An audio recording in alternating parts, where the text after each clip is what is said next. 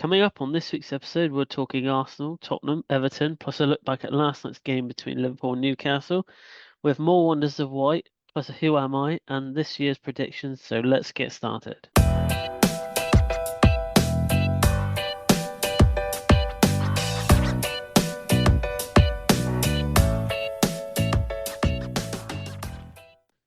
Hello, and welcome to a new episode of View from the Sideline podcast. It's Chris here.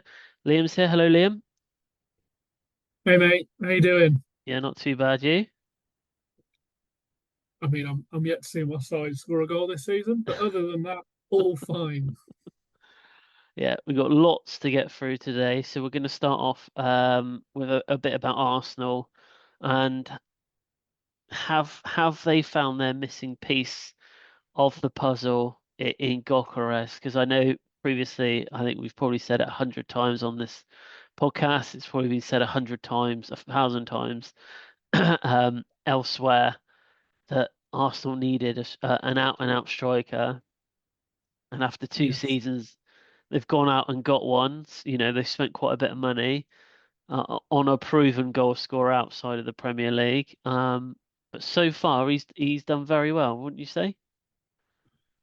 he did at the weekend, definitely. I think his debut, he was a bit quiet. I'm not going to say too much on this, Chris, because in the predictions that we're going to go through later, he might get a mention on my side.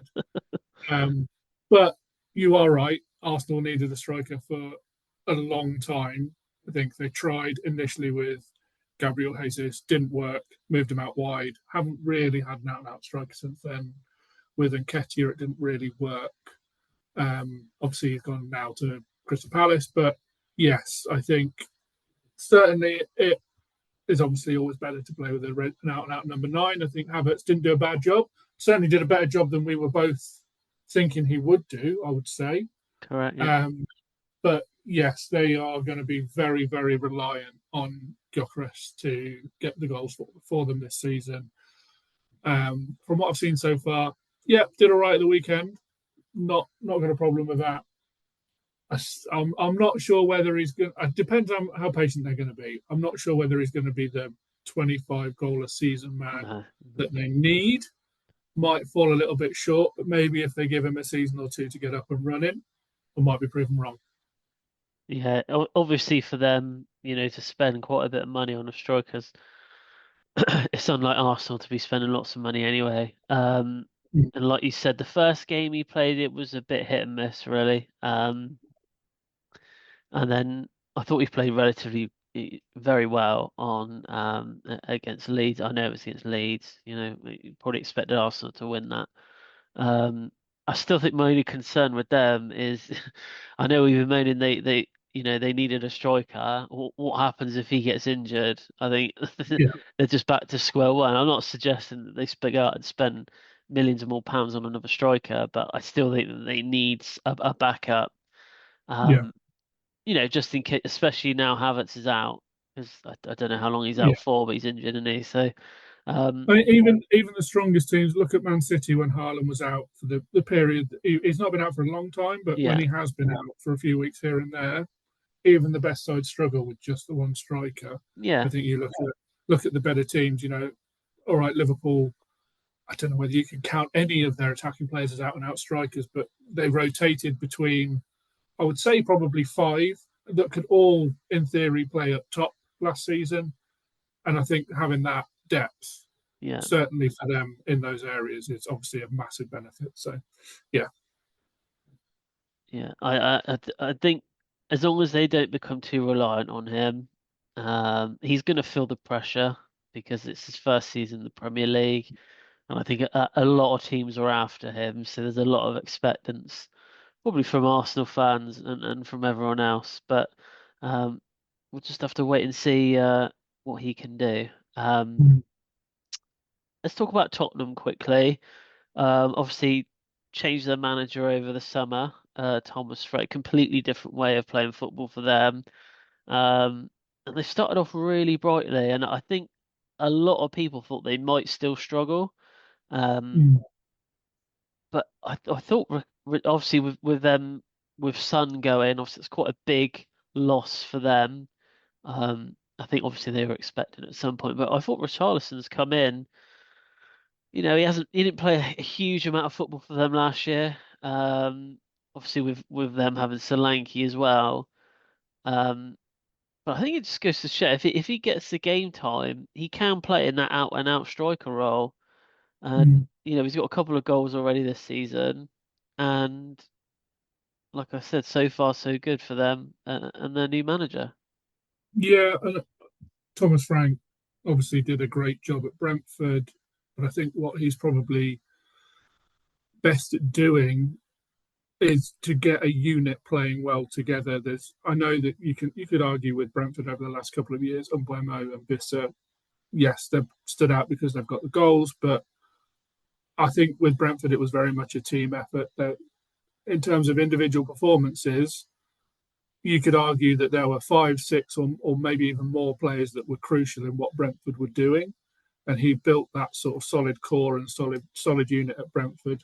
Got them playing really well. They've obviously sold a few people this year, Brentford.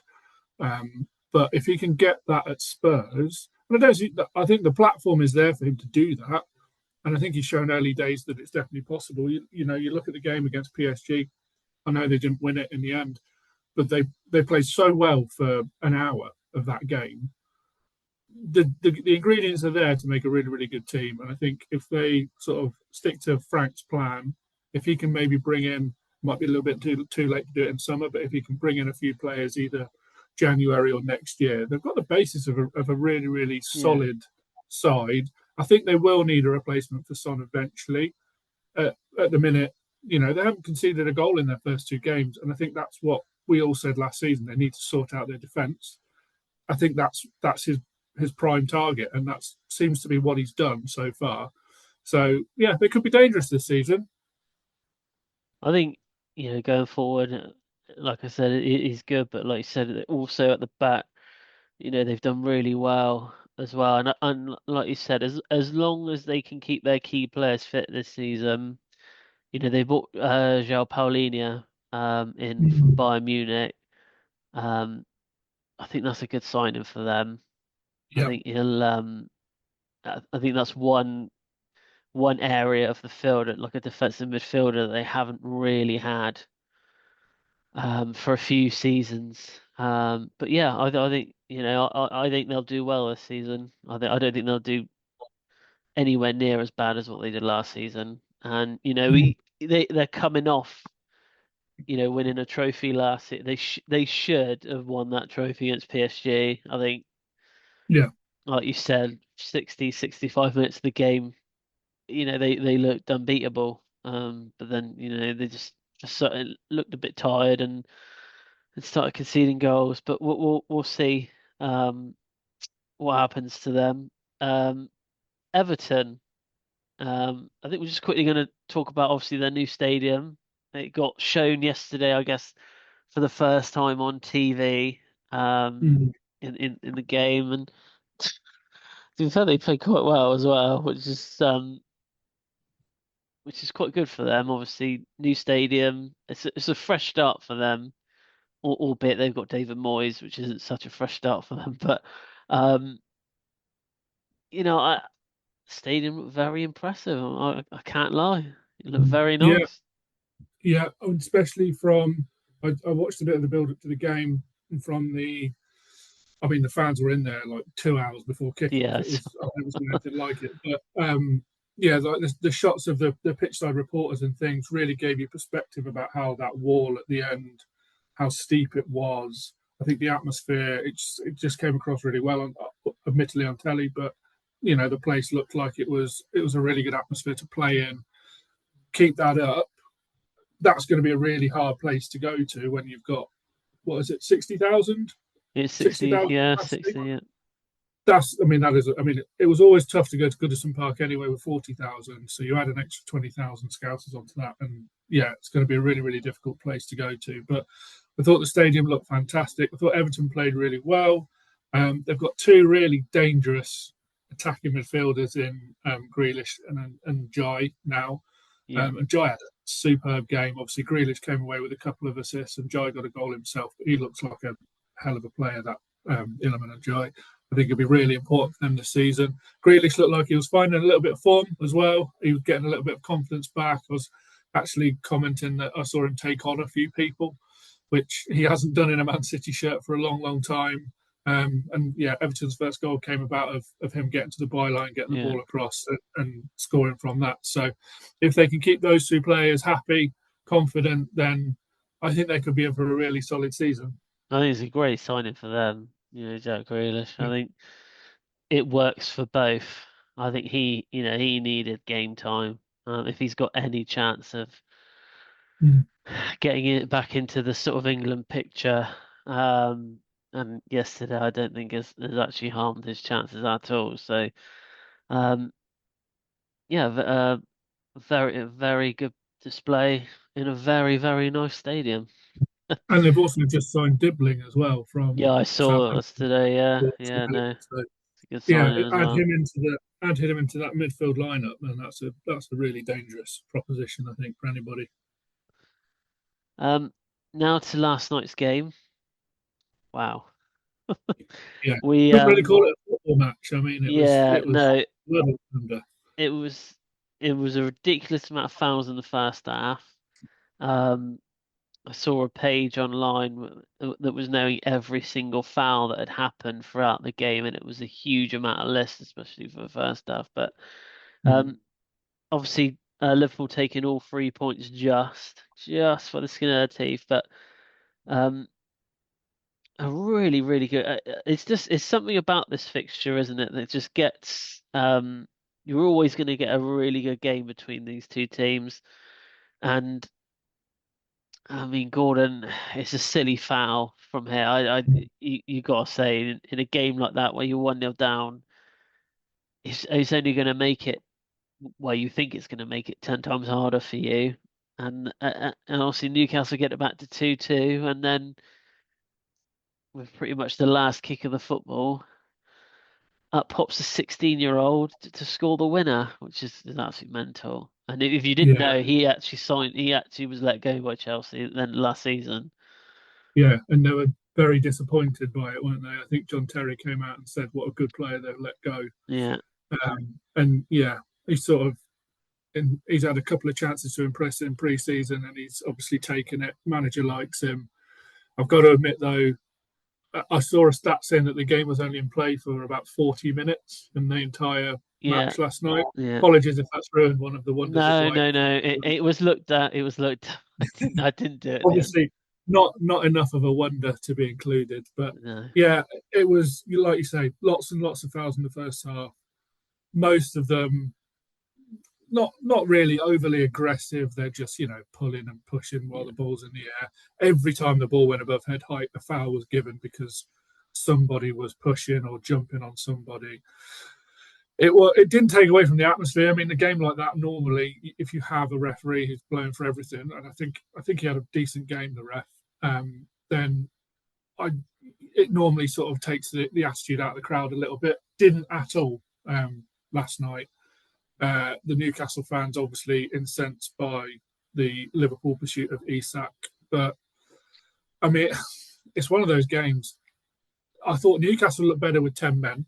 They Yeah. were right up for it from the start, Agree. but No. Yeah. they actually created a lot when they went down to 10 men because I think they kind of switched their tactic a little bit from they kept the high pressure up, but rather than trying to force a mistake and get a goal that way, was very much, win a free kick 30, 35 yards out from goal and try and use one of their set piece routines to create something. And it worked quite a lot. There were some good chances that they had, especially from set pieces. They just couldn't quite get that extra goal.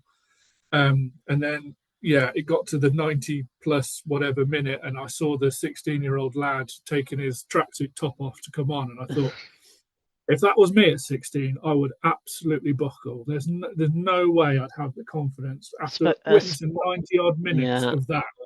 and People being, especially at an away ground, and St yeah, James's Park isn't the most forgiving grounds either. exactly.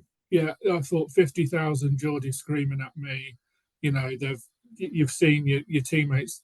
Let's be honest, it was a bit of a bruising encounter. They gave as good as they got, Liverpool, to be fair. Yeah, But if I was 16 coming into that, I'd maybe think twice about it. But it was his first touch. He went on a bit of a mazy dribble. Nothing really came of it, and I thought, okay, maybe he has got the confidence to do it. And then second touch was his goal essentially, which he took really, really well. Yeah, yeah, Um, I don't know. I think a draw probably would have been a fairer result, to be honest, because Newcastle had a lot of the possession or a lot of the territory, I should say, especially after the second goal went in. I think Liverpool sat back a little bit, but there's a lot for Newcastle to take away. To be fair, and yeah, they can be proud of what they did on the ball. I think some of the off the ball antics on both sides, to be fair, was a little bit theatrical. Um, but yeah, it was an interesting one to watch. yeah. It was a great game, and I think Liverpool, um, Ekatike, I think we mentioned him last week. Mm. A really, really good finish from him. And Yeah. he's looking like an all-round uh great transfer for them. My only concern is if they bring Isak in, what are they going to do with Ekatike? Because from my understanding, he's an out-and-out striker, and Mm. Liverpool will only play with one striker because they'll play with. Well, they change it often, but obviously you got Gakpo and Salah out wide, so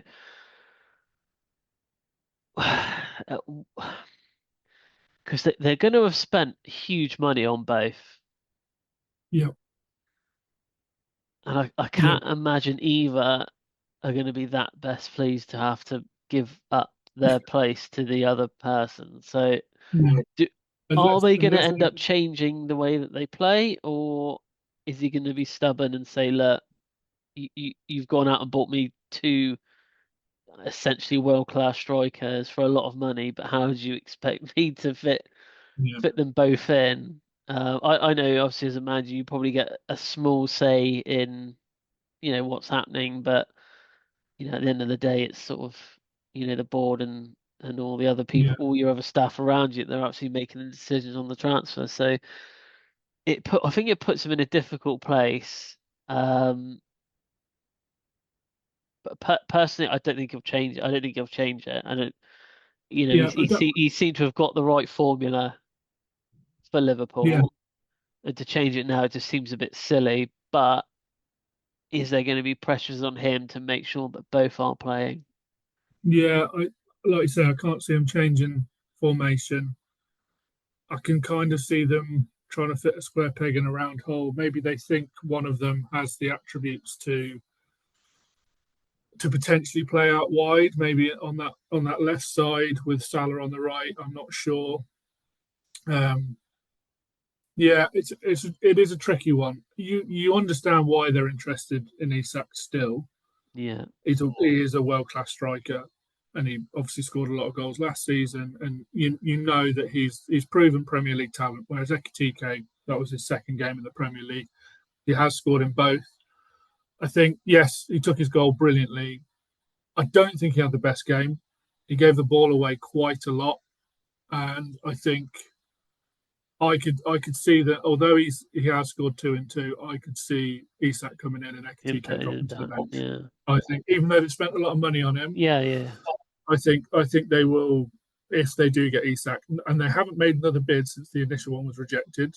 So that is a big if now because I think if they were going to get him, they would have made another bid already. They would have pursued him, wouldn't they? Um, And oh, yeah, do you think that maybe they were just seeing how Ekitike worked out?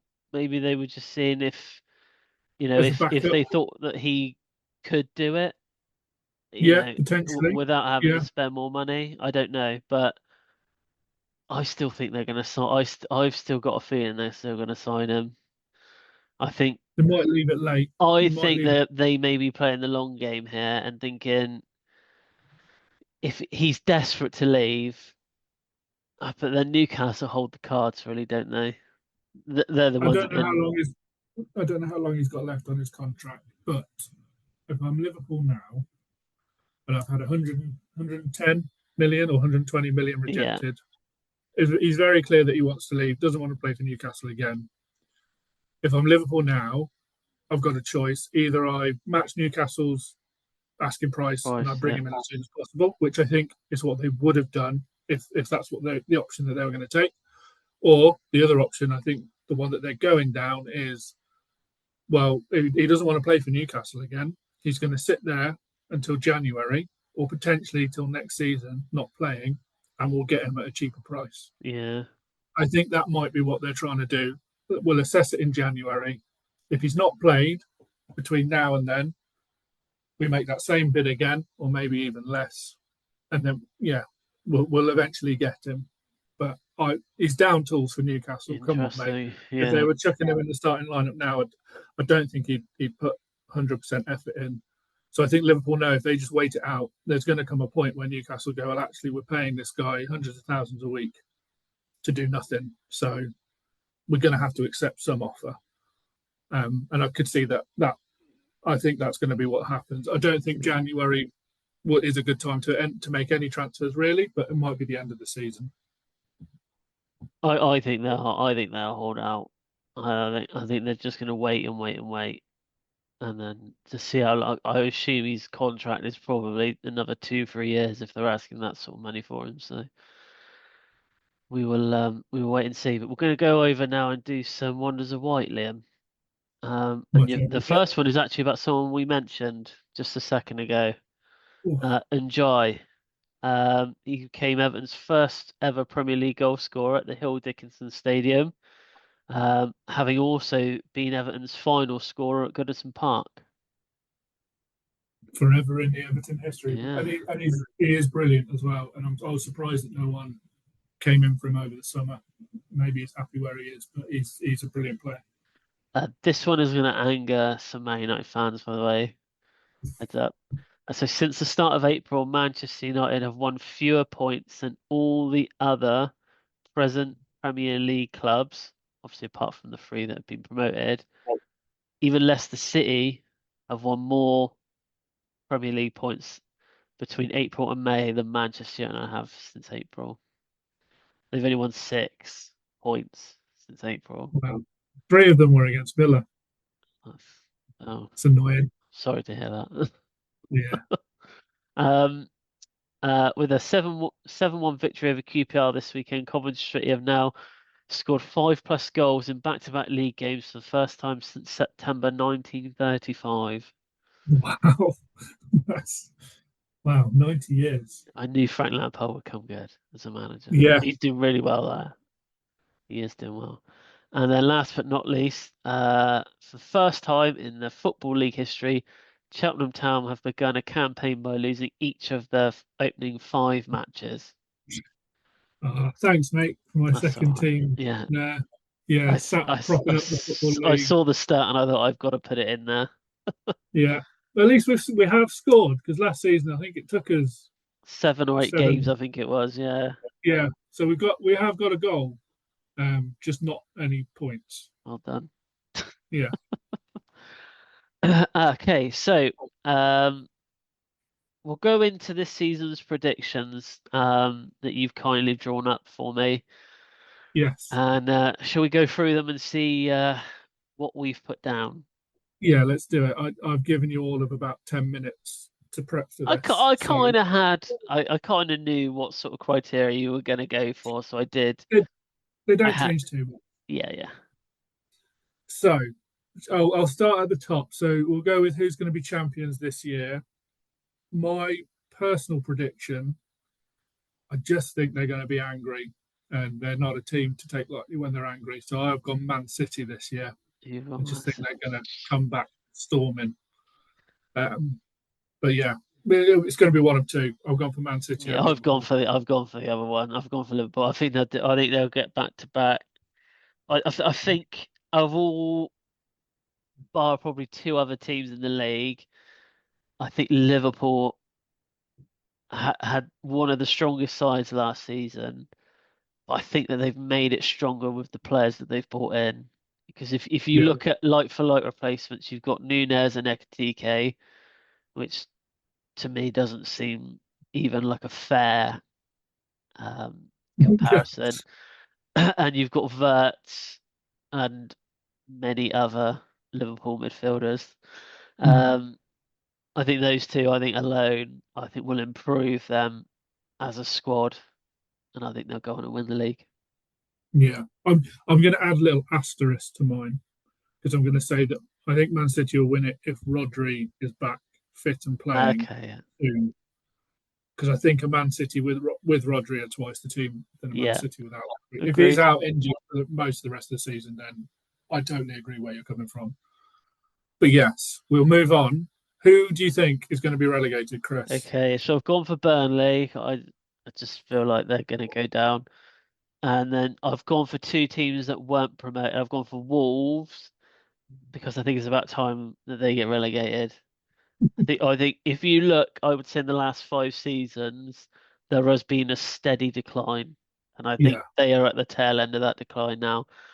And yeah, I've also gone for West Ham because they were horrendous against Chelsea on Friday.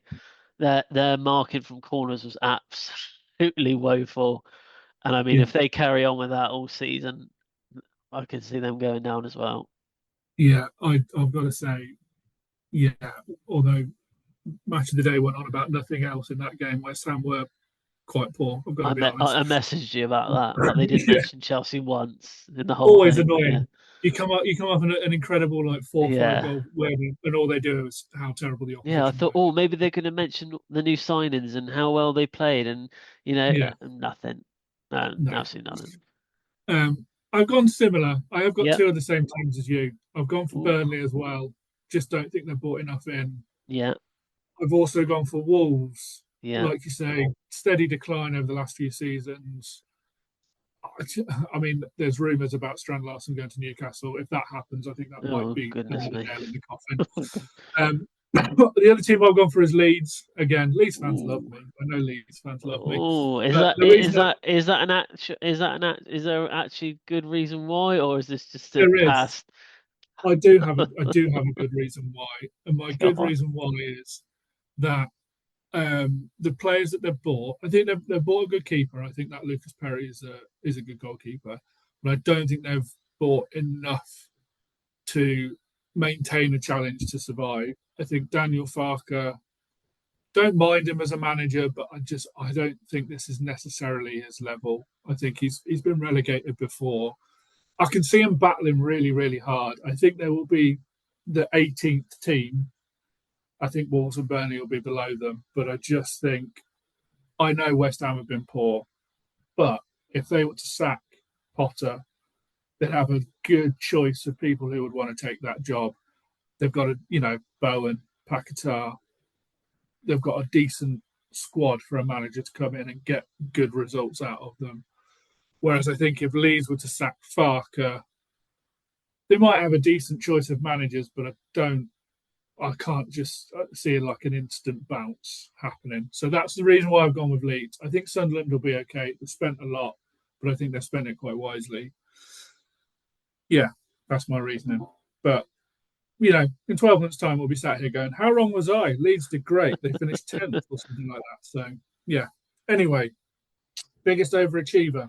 Who Uh, have you gone with on I've this? gone for Sunderland. I think In many would probably predict them to go down or finish in the bottom four. I don't think they will. yeah, I think they've got same. a steady team together and not necessarily the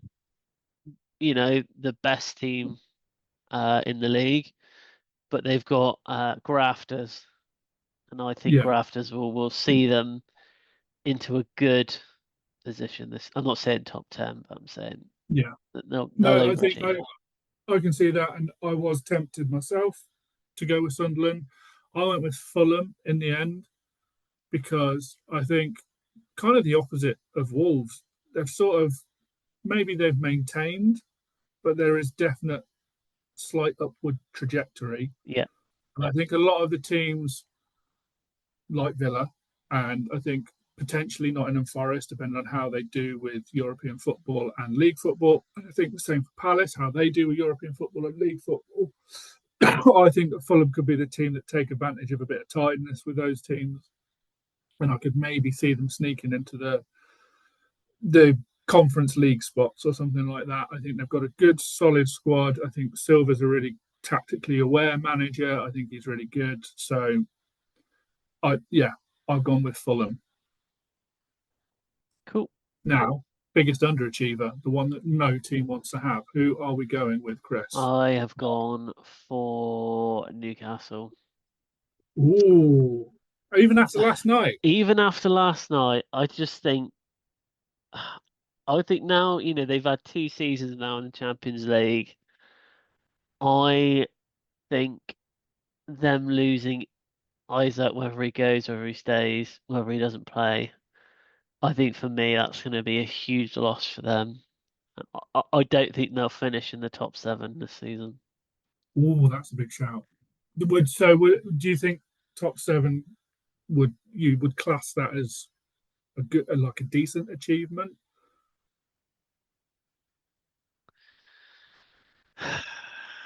I guess so. If they finish in the top 7, I think that in my eyes they've done better than what I thought they should do. But yeah, Fair enough.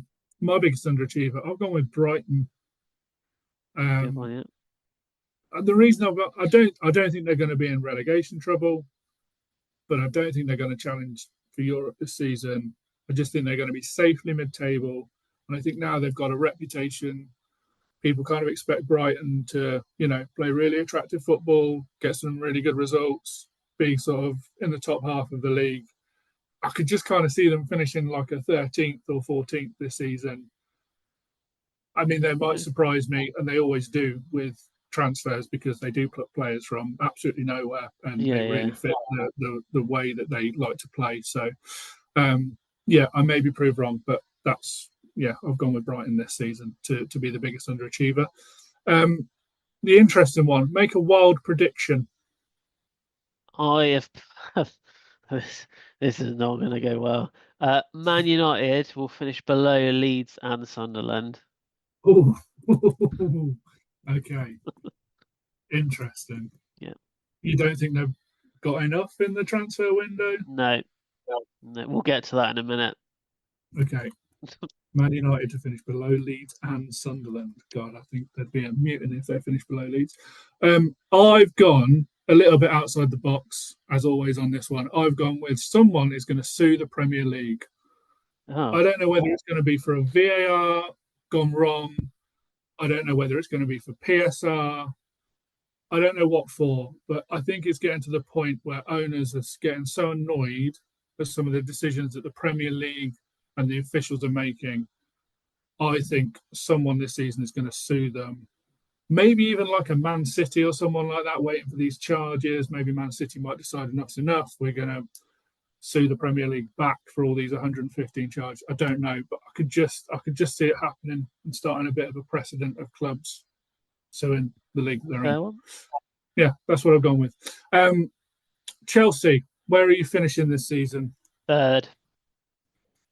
I've gone exactly the same. I think, yeah, I can see you finishing above Yeah, Arsenal. I think we'll be.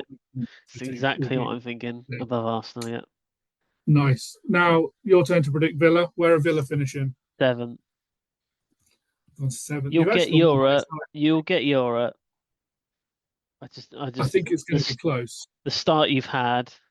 I might have put you 5th or 6th had you not had the start you Yeah. had, but I can't see you finishing below 7th. Okay. But it's good to know you've got confidence, Chris, because I've gone eighth. I think Oh, we will miss out on European football. Unless it gets extended again like it did last season. yeah. But Okay. yeah, we'll wait and see on that one. Maybe we'll turn it around. First managerial sacking. Who are you going with? I feel this one might be really obvious, but I've gone for Graham Potter. Yeah, I feel like half the stadium on Friday night were but expecting him where to again? leave. Yeah, Yeah, I get a feeling that yeah, his time is numbered. I reckon if they yeah, lose next weekend, I think he's gone.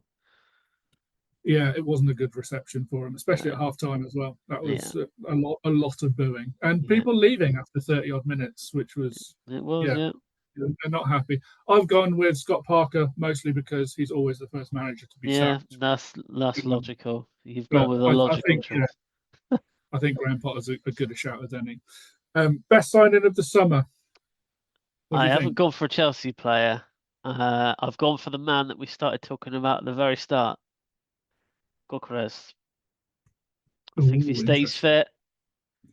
I think even if he got between 15 and 20 league goals, I still think that's going to make a difference to Arsenal. Not necessarily this season, but I think a long-term signing, I think they got him. Nice. Yeah, I, it could happen. Who knows?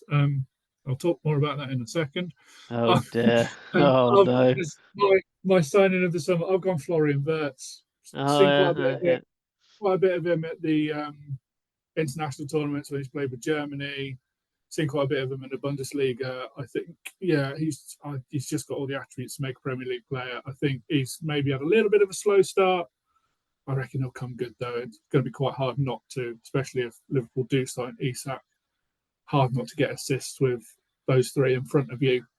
But yeah, we'll wait and see. I'll rip the band-aid off, Chris. Worst sign of You've the gone for summer. I've gone Gokares, for I assume. Gyökeres. I've gone for Gyökeres. Yeah, he was just so quiet in the first game, and he has played obviously in England before, albeit at championship level.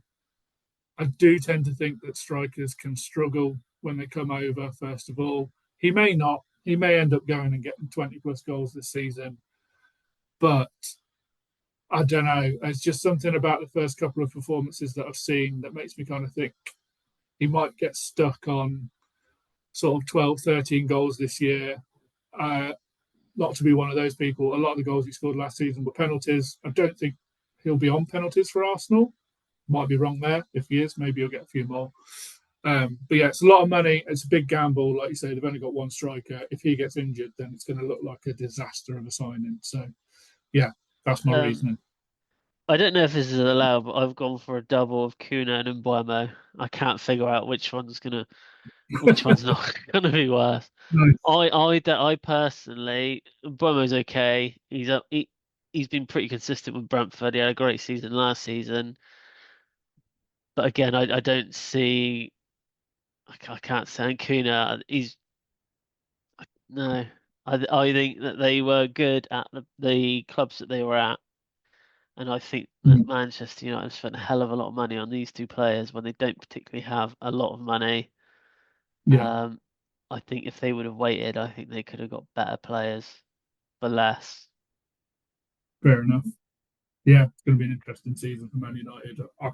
If someone said I could see them finishing anywhere from like sixth to bottom, I think there's a case that there's a good argument for any position between those places. So we will see.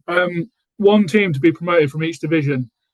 Was pretty good at this last season, so You were I've gone three for out of three. Leicester. I think Mm, Leicester, I think they'll find their feet. They'll go up. I've gone for Cardiff because I think they're too good for that league, if I'm honest. And I've gone for MK Dons as the yeah, three. I've got one of the same. So at least we have mixed it up a little bit this year because I think we basically went for the same three teams last year. I've gone for MK Dons as well. Strong team for League Two, I think, this year, and they've made a really good start. League One, I went with Huddersfield. Kind of the same reasons as Cardiff. They're a really strong squad for that league. And I've gone with Coventry City. I'm back in Frank. You going with I think Frankie? I think they'll Nice. be back in the Premier League next season. Nice. Um, they've had a good start to the season, scoring lots and lots of goals. I think they've got the right owners now. They've just bought the stadium. Confidence is up. Feelings are like good among the fans. So I can see them back in the Premier League next year. Right. So Yeovil, Chris, where are Yeovil finishing this season? I've put ninth, and I don't know if you've seen in the last hour they've actually sacked their manager, which I'm Yeah. not surprised about after No, yesterday. you were at the game at the weekend. Can I you was give us a there, brief summary? and it was very hostile, shall we say, towards the end of the game. Um, there's not many games I think you'll see where a team can play so well in the first half and and and then just it just turns to rubbish. I don't know what he said to them at halftime. Literally, I cannot imagine how you can demotivate a team that badly. But he came out after the game and blamed the players that they weren't doing what they would should have been doing or something. Said that we were sitting back too much. Yeah, he took an attacker off for another centre back when they were 3-2 up. So Yeah, Yeah, he can lay blame on the players all he wants, but it's been coming. New owners in over the summer as well, so I think they yeah. probably had just about But seen enough. you obviously think it's looking up though. Ninth is Yeah. higher than I think with a you. fresh set of eyes on that squad, because the squad, to be fair, is probably one of the best squads in the league. If you were to sit down and value each player at a certain amount, I would imagine that they'd be up there. Um, I don't know if you saw, but it was Frank Noble scored one of the goals for Gateshead yesterday. Yeah, Um, ex-Yeovil player, so is what yeah. it But is. that But yeah, I've gone for didn't ninth. go down. Yeah, didn't go down too well. I've gone for the position that you had them in last season, which was 12th. So I have also gone for an improvement because I think you have strengthened, got a decent squad. Obviously, I didn't know that the manager had been sacked this at the point Yeah, of doing this. But it yeah. depends who you get in. You get in someone that's experienced at that level. Who knows? It's early enough in the season to go on a run, get a playoff place. It's a great. Um, I will say this is a great job for someone to come in yeah, and be that person that can get them, back into the football league. And you know, Mark Cooper, he's gone through a lot. He went through a lot of lows and a couple of highs, I guess, with the team. yeah, Yeah, and he did see us through quite a difficult period when not this takeover, but the takeover before, yeah, um, which resulted in us actually obviously being relegated. But they came straight back up, so it didn't matter. But yeah, yeah. He steadied the ship, but time for someone else to take over now. interestingly, It's his really, son plays for the team as well. So I don't know. I don't know what happens there, but we'll see. yeah, it's a really open league this season as well, the National League. But yeah, so final prediction: which one out of Wrexham and Birmingham will have the best IMDb score for their documentaries? Wrexham, by far, Yeah, by a long way. by far. Yeah, yeah. Much, I mean, it helps that they've got Hollywood producers Yeah, on yeah, that. So yeah, yeah, right. Time for a quick Who Am I? I think it's my turn this week. yeah. So he has. I'm going to say he has retired. So I'm going to give you all of his clubs. Okay, yeah, yeah, yeah. I don't really know which one gives it away in this one, but we'll see. So he has retired. I'll give you all his clubs. So he started at Derby, then Tottenham Hotspur with a loan at Wolverhampton Wanderers, Hull City, back to Derby, back to Hull, and then ended his career at Manchester United. Oh, I know who this is already. He's already This got is it. Tom Hiddleston, isn't it? It is Tom Hudson. I Yeah, thought the Man United bit might throw you at the end, but yes. yeah. No, because he was. I think he was playing for their under 21 squad, wasn't he? Up until because he was coaching, I think as well. Up until He last year, I was. think. He has officially retired, but according to Wikipedia, he did make 5 appearances for Manchester United under 21 squad in the EFL Trophy. So there you go. Don't know how Yeah, many he made in the actual under 21 league, yeah. or No, if I he saw. Yeah, no, that was. Yeah, no, because he was one of those where I saw in the thing, I was like, what's he doing there? Was a bit strange. But yeah, yeah, no, it's amazing. The it's kind of the in fashion thing now to bring back or to bring a sort of aging mid 30-year-old footballer to come and play for your under 21 squad because they did it with Paul McShane. And obviously, Man City did it with Scott Carson, and I think a few other teams have tried to do it as well. Yeah, just thought it was an odd one. 4 England caps for Tom Huddleston as yeah, well. Thought he had a few more than that, to be fair, but no, only the 4. Um, but yeah, good player back in the cool. day. Anything else this week, Liam? Not from me. No. Okay, well then we will see you next week.